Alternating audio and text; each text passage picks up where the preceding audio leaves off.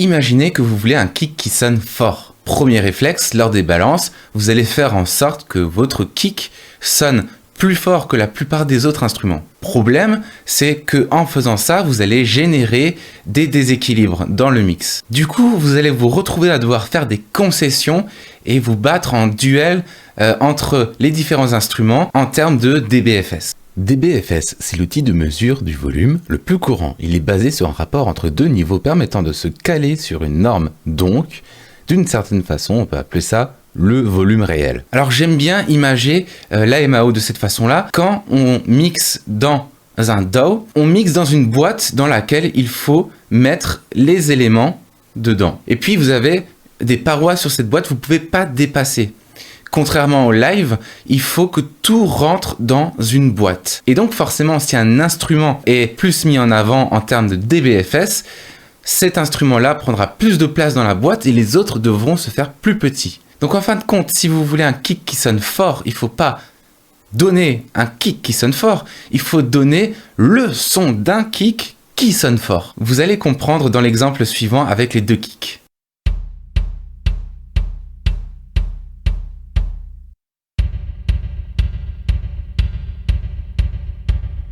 Alors, à l'aveugle, le deuxième kick sonne plus fort, a priori. Alors maintenant, analysons les dB.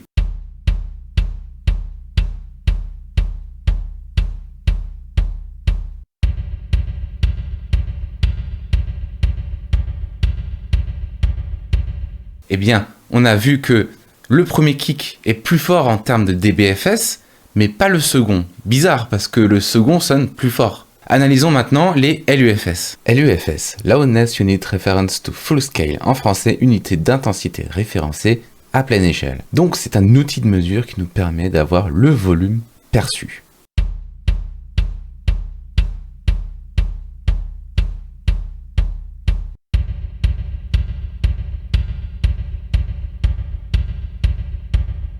Et bien là, on se rend compte qu'en termes de volume perçu, le deuxième kick sonne bel et bien plus fort que le premier. Mais comment que ça se fait-il?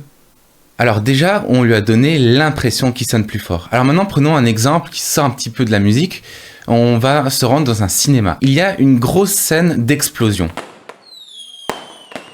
Pour que cette scène soit immersive, que l'explosion soit réaliste, évidemment, on va pas mettre le volume réel de l'explosion, sinon vous sortirez du cinéma avec les oreilles en sang. Non, on va mettre plein de détails artificiels de l'explosion. Par exemple, des crépitements, le son du feu qui brûle, des sons de verre qui cassent, des sons de murs qui cassent. C'est tout ce genre de paramètres artificiels qui vont donner l'impression que cette scène est immersive et que cette explosion est forte. Donc vous l'aurez compris, il y a toute une dimension psycho-acoustique très importante et on peut faire le parallèle en MAO. Donc concrètement là, qu'est-ce que j'ai fait pour que ce kick sonne plus fort? Eh bien j'ai effectué 3 effets. Le premier effet, c'est un compresseur. J'ai joué sur l'attaque du compresseur pour donner plus d'impact sur le kick. Le second effet que j'ai donné, c'est un boostage dans les basses fréquences avec l'utilisation d'un morph filter.